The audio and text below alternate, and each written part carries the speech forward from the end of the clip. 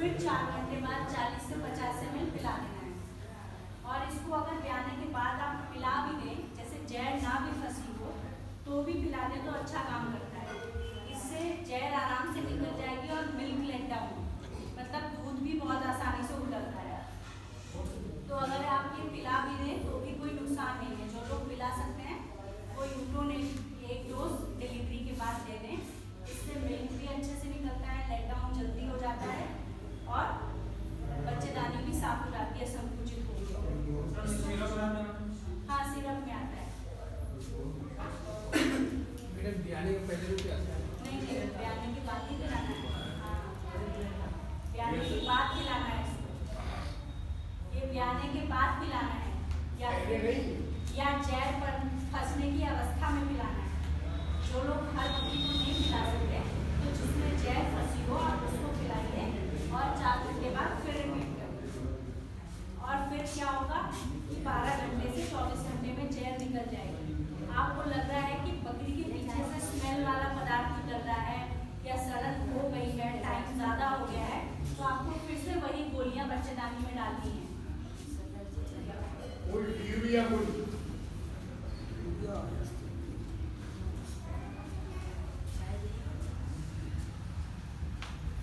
अगर आपको लग रहा है जैर निकलने में टाइम हो गया है और पस बन गया है हल्का सा, तो आपको यही वाली गोलियां फिर से डाल देंगे।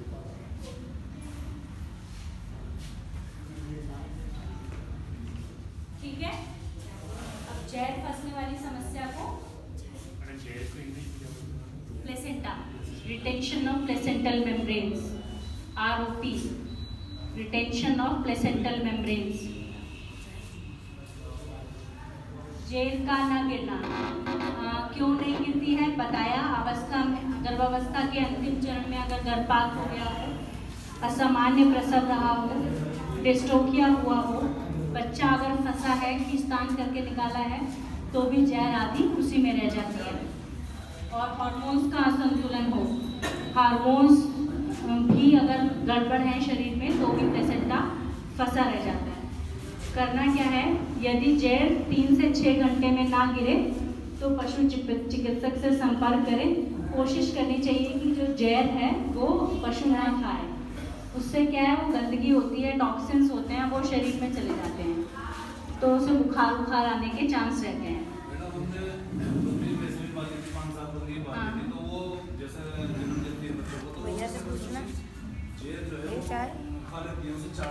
हाँ, तो आप जैर पहले हटा दीजिए, चाटने दीजिए। हाँ, प्लेसेंटा जो लंबी लंबी सफ़ेद पीली झिल्ली से होती है वो आप हटा दीजिए, चाटने दीजिए। जैर ना खाने दीजिए। भैया से पूछना भैया, वहाँ पे एक अटेंडेंट रहे डिलीवरी टाइम, ये ज़्यादा अच्छा है। वैसे अगर फ्रेश जैर खाएगी ना, मतलब अभी बच्चा दिया और अभी खा ली तो दिक्कत कोई नहीं है, लेकिन आप तो दिक्कत कोई नहीं है, लेकिन फिर भी हैबिट में ना आए, मतलब फ़ायदा इससे कुछ नहीं है। गंदी चीज़ को खाने का कोई, क्या जैर खाने से? हाँ, तो जैर नहीं खिलानी है वैसे भी, लेकिन आज किसान को बहुत ज़्यादा टेंशन में भी नहीं आना है। जैसे रात में डिलीवरी हुई, जैर पूरी खा ली है उसने, तो किसान बहुत टेंशन में आ जाए, ज़बरदस्ती उसे इंजेक्शन लगवाए, वो भी नहीं सोचना है। अगर इमीडिएटली बर्थ वाली खा ली है तो वैसे नहीं खानी है जैर, इन टोटो जैर खिलाने ही नहीं है, खाने नहीं देना है। बाई मिस्टेक अगर खा ली है तो बहुत पैनिक नहीं होना है, कोई बात नहीं, डेंजरस नहीं है। अगर फ्रेश है वो, मतलब आपकी बकरी की जैर लटकी पड़ी है 24 घंटे से 12 घंटे से, उसको खाएगी तो बकरी तो मरी जाएगी, वो इन्फेक्शन होगा ही। और बताया ही आपको, अगर सड़न हुई हो तो ये गोलियां 3 दिन तक डालनी है। कीटोसिस क्या है?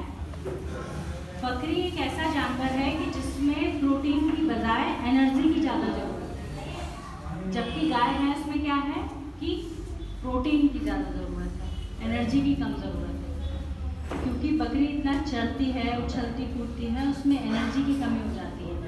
गाय भैंस के राशन और बकरी के राशन में यही डिफरेंस है।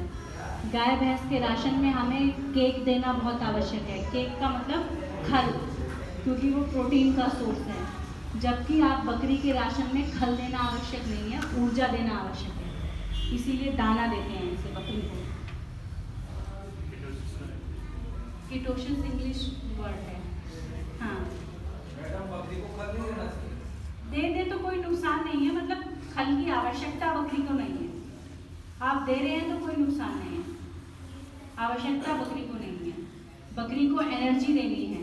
एनर्जी कैसे देंगे? दाने से देंगे। दाने में एनर्जी होती है, चुन्नी में, दाल के दाने में, अरहर के भूसे में, चने के भूसे में। किसी भी चीज की खल देना बकरी उसका फायदा नहीं देगी। हाँ, फायदा नहीं देगी। फायदा नहीं देंगे, आप दे सकते हैं। तो हमें क्या करना है? ऊर्जा युक्त आहार देना है। ऊर्जा युक्त आहार दाने से आता है।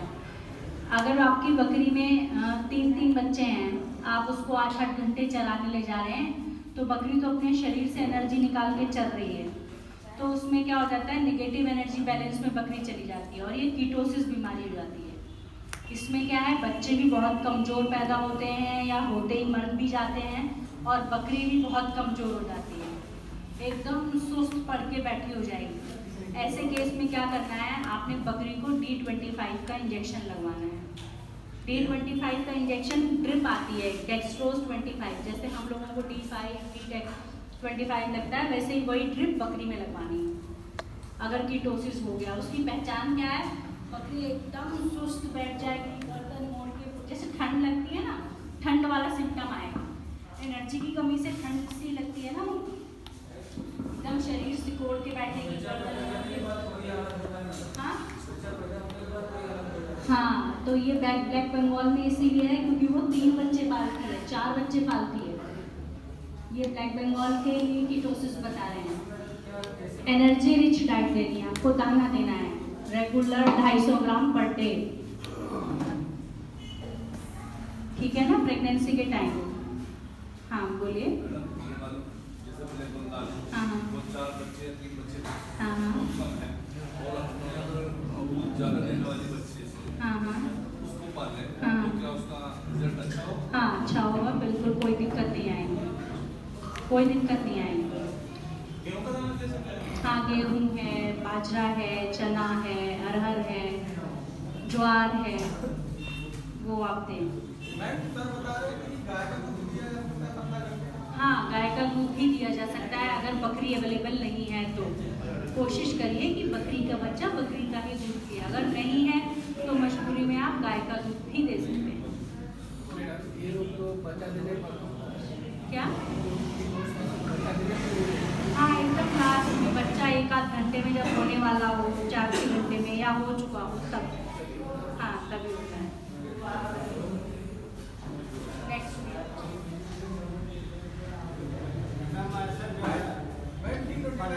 इंजेक्शन नाक में लगाया जा सकता है, मतलब अगर बच्चा देने के बाद जैसे ब्लैक बंगाल आप पाल रहे हैं हाँ, तो मैम नाक में इसको लगवाया जा सकता है? नॉर्मली क्यों लगवाओगे जब कोई प्रॉब्लम नहीं है?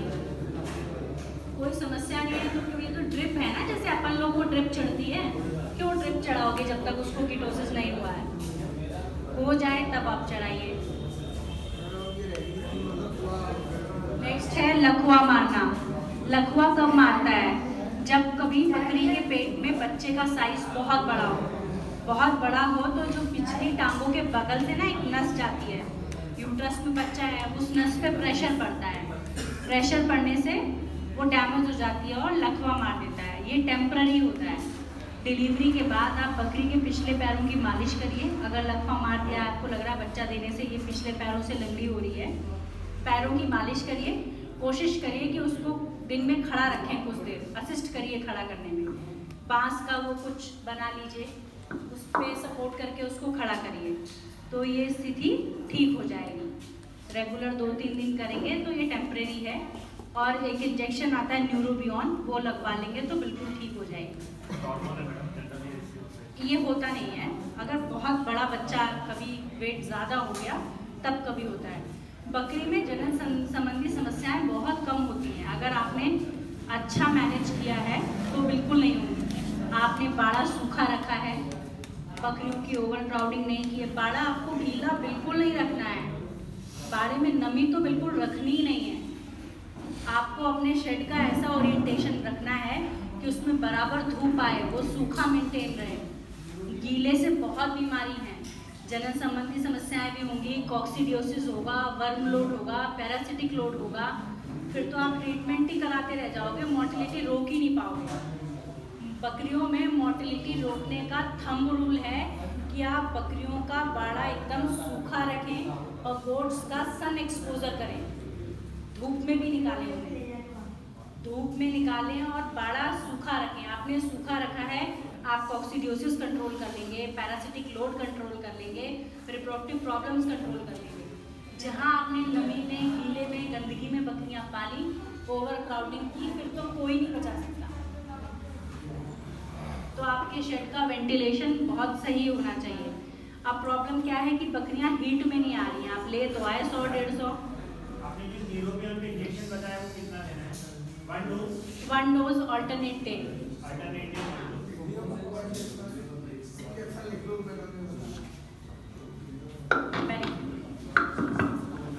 वैसे लकवा मारने की प्रॉब्लम आती नहीं है, बहुत रेयर है। वैक्सीन बस, ब्रूचेक।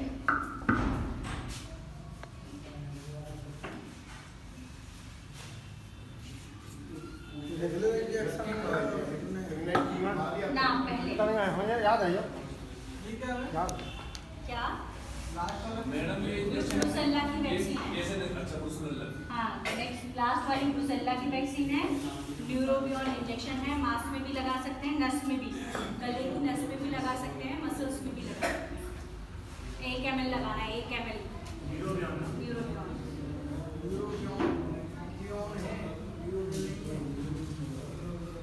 मैडम एक इंजेक्शन लगाना है ऑल्टरनेट डे, 2 दिन, एक दिन छोड़ के 1 ml फिर से।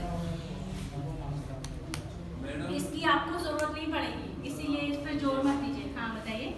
जैसे मैडम हमने बकरी लानी है अभी लगभग 50, हाँ तो हम ये चाह रहे हैं कि उनको एक ही टाइम में हिट हो, हाँ, तो उसके लिए क्या उपाय है? वही बताने जा रही हूँ जो तुमसे कवर करते हैं।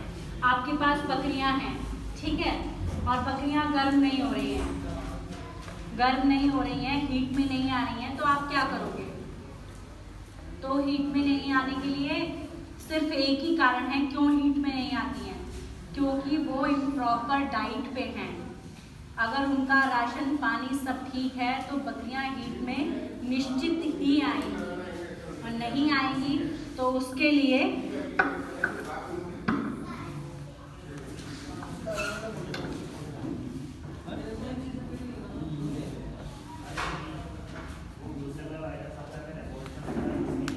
वायरस नहीं, बैक्टीरिया ब्रुसेल्ला। कंसीमिंग फोर्ट एक मिनरल मिक्सचर है जो स्पेशली बकरियों को गर्म करने और टिकने के लिए, मतलब मेटिंग के बाद वो टिक भी जाए, रुक भी जाए, उसलिए है।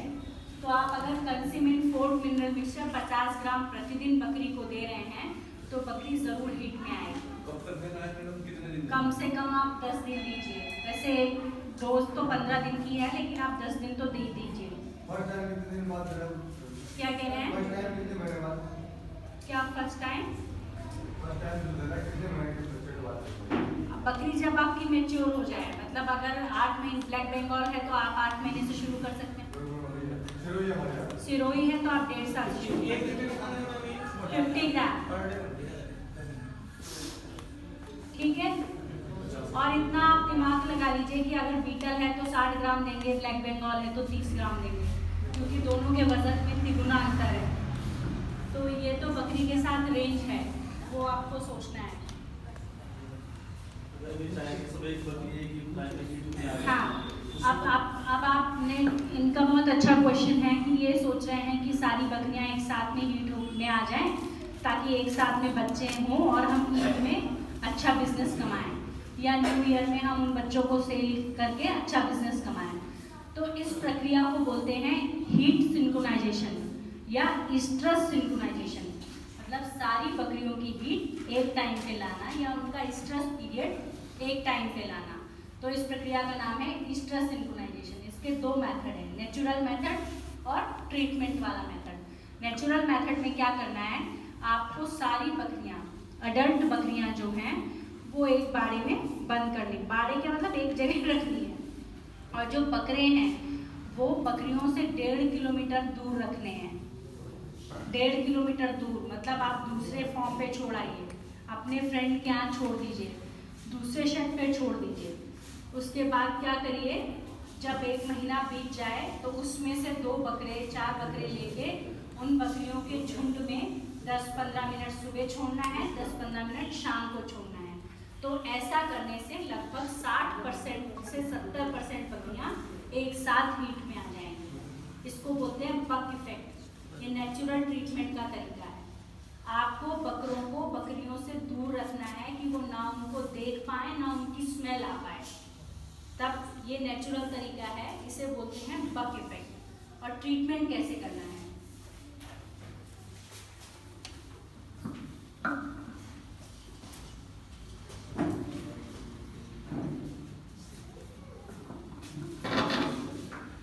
एक आता है इंजेक्शन ल्यूटालाइज। इंजेक्शन ल्यूटालाइज है, इसको आज लगाना है। बकरी किसी भी स्टेज में हो, गर्म हो ना हो, या कुछ बकरियां आपके शेड में होंगी, एक आध गर्म होंगी एक आध नहीं होंगी। जब आपको एक साथ सिंक्रोनाइज करना है तो एक इंजेक्शन ल्यूटालाइज है डे 1, मतलब आज आपने 1 ml लगाया और 11वें दिन डे 11 पे फिर से 1 ml लगाना। गरम कर ले क्यों? ल्यूटालाइज इंजेक्शन है, गरम कर ले। ल्यूटालाइज इंजेक्शन है, आज आपने लगाया, फिर 11वें दिन आप 1 ml लगाएंगे, 13वें-14वें दिन 80% बकरियां गर्मी में आ जाएंगी। इस इंजेक्शन से 80% बकरियां गर्मी में आ जाएंगी। फिर आप नेचुरल मेटिंग कराइए, AI कराइए, कुछ भी कराइए, ठीक है। ये हीट सिंक्रोनाइजेशन का प्रोसीजर है। एक और है, स्पॉन्ज आते हैं, वेजाइनल स्पॉन्ज, ल्यूटालाइज।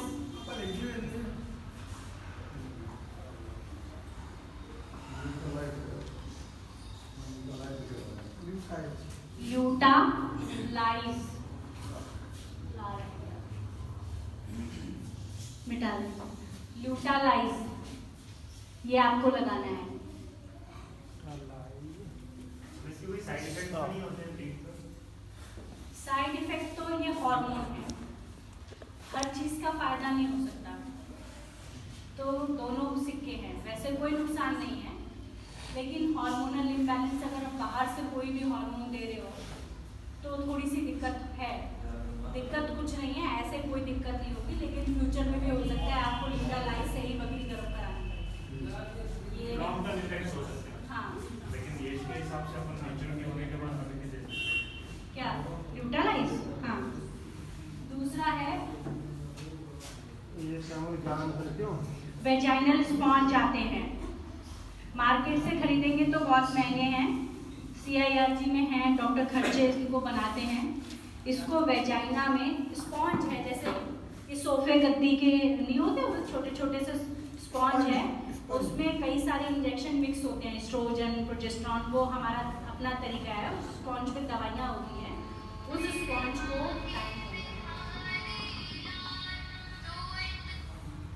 हाँ हेलो, बस 5 मिनट में खत्म करके निकल हो गया है। हाँ बस आ रही है।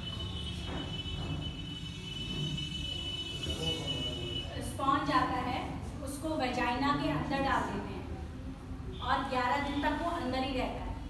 11 दिन बाद उसको निकाल दिया जाता है। सेम प्रोसीजर है, 13वें से 14वें दिन बकरियां हीट में आ जाती हैं, फिर उनकी आप मीटिंग करा लीजिए, बकरियां कंसीव हो जाएंगी, ठीक है। क्या कॉस्टिंग होती है पर स्पॉन्ज?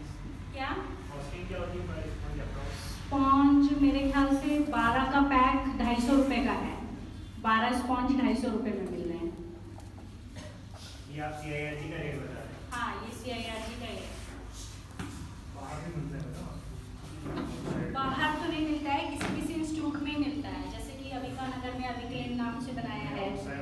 आउटसाइड नहीं मिलेगा, ल्यूटालाइज मिलेगा, इंजेक्शन मिलेगा, स्पॉन्ज डेवलप किया है हम लोग, स्पॉन्ज नहीं मिलेगा। आप ऑनलाइन मंगा सकते हैं, कुछ भी कर सकते हैं CIRG में।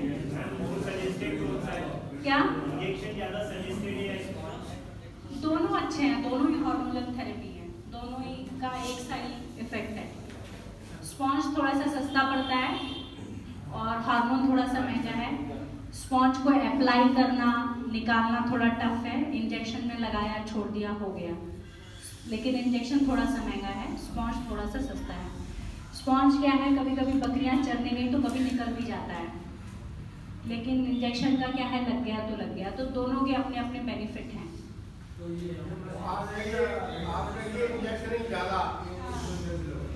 ठीक है, मांस में पीछे टांग में, गर्दन में, इंट्रामस्कुलर। नेक्स्ट है बकरियों का ना टिकना, वो तो हमने डिस्कस कर लिया। अगर बकरियां ना टिक रही हो तो आपको क्या करना है, उनका पहले तो आप दाना प्रॉपर मतलब राशन प्रॉपर कर लीजिए। नहीं टिक रही है मतलब राशन में कोई दिक्कत है। उसके बाद आप ये कंसीमेंट मैंने लिखा था वो आप 50 ग्राम प्रतिदिन दीजिए। फिर भी नहीं टिक रही है तो मतलब बकरी में कोई प्रॉब्लम है, आप उसको सही कर दीजिए। क्योंकि प्रॉब्लम का पता लगाया जा सकता है, लेकिन उसके लिए अल्ट्रासोनोग्राफी हो, सब कुछ हो, वो सब पॉसिबल नहीं है। अगर आपने बढ़िया से उसको राशन पानी दिया है, प्रॉपर डाइट दी है, कंसीमेंट फोर्ड भी दिया है, फिर भी वो नहीं टिक रही है तो आप उसको सही कर दीजिए। और आपको मेरे लेक्चर से संबंधित कोई भी कहीं भी समस्या हुई हो तो आप फटाफट पूछ लीजिए। मैडम ये मिनरल मिक्सचर का कोई सब्स्टिट्यूट है क्या? मिनरल मिक्सचर का कोई सब्स्टिट्यूट नहीं है। कैल्शियम का सब्स्टिट्यूट तो कह सकते हैं। हाँ, गौतम जी से ले लीजिएगा आप नंबर दे देना भाई साहब। जलन संबंधी समस्या है, हाँ। आप हमको फोन कर देना, हम बता देंगे। तो ठीक, कोई बात नहीं, जवाब बता। हाँ, Tiwari sir all in one है। आप उनको तिवारी साहब है, वो भी रिप्रोडक्शन में सब विद्वान है। एक्चुअली फोन नंबर, क्योंकि मैं लेडी हूँ और फैमिली भी देखनी है, ऑफिस भी, बहुत डिस्टर्बेंस होता है। शुरू के एक आध ट्रेनिंग में दिया, जरा सा भी कुछ प्रॉब्लम हो, मैडम ऐसे हो रहा है, मैडम ऐसे हो रहा है, मैडम ऐसे हो रहा है, तो बीइंग अ लेडी थोड़ा सा टफ हो जाता है। चलो कोई बात नहीं। इसलिए अगर आपको फिर भी दिक्कत है तो तिवारी सर सब कुछ बता देंगे। दूसरा मैं आपको गायनोकोलॉजी में ये उनकी भी अपनी अच्छी है।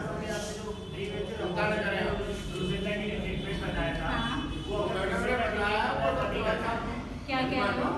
मैम जो आपने ट्रीटमेंट बताया था वो वही बता पाएंगे। आप बोलो। आपने जो बताया था अभी जो टैबलेट वाला ट्रीटमेंट बताया था, हाँ, वो ट्रीटमेंट और कल सर ने जो बताया था ऑक्सीटेट्रासाइक्लिन लेने का, हाँ वो भी लगा वो सकते हैं। साइमल्टेनियसली कर सकते हैं दोनों? हाँ, दोनों साइमल्टेनियसली कर सकते हैं। ऑक्सीटेट्रा LA जो है वो मांस में या नस में लगेगा, ठीक है, नस में भी ले सकता है, मांस में भी ले सकता है। और ये इंट्रायूट्राइन है, साइमल्टेनियसली करेंगे तो इफेक्ट ज़्यादा अच्छा है, अकेले अकेले करेंगे तो कम।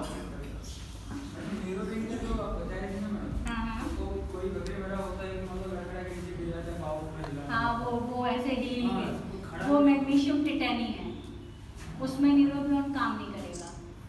सिर हिला रही है, हाथ पैर हिला रही है, अकड़ रही है, वो मैग्नीशियम टिटेनी है, वो मैग्नीशियम की डिफिशियंसी की वजह से हुआ है। उसी वो एक ही उपाय है, आप मिनरल मिक्सचर दीजिए जिसमें मैग्नीशियम हो, जिसमें मैग्नीशियम आपको बताया जाएगा। वैसे मैग्नीशियम के बहुत सारे इंजेक्शंस भी आते हैं, लेकिन आप इंजेक्शन में मत जाइए, पहले ही अवॉइड कीजिए कि मिनरल मिक्सचर कीजिए। और कोई किसी को प्रॉब्लम हो, रिप्रोडक्टिव प्रॉब्लम से रिलेटेड बताइए। किसी को कोई प्रॉब्लम हो तो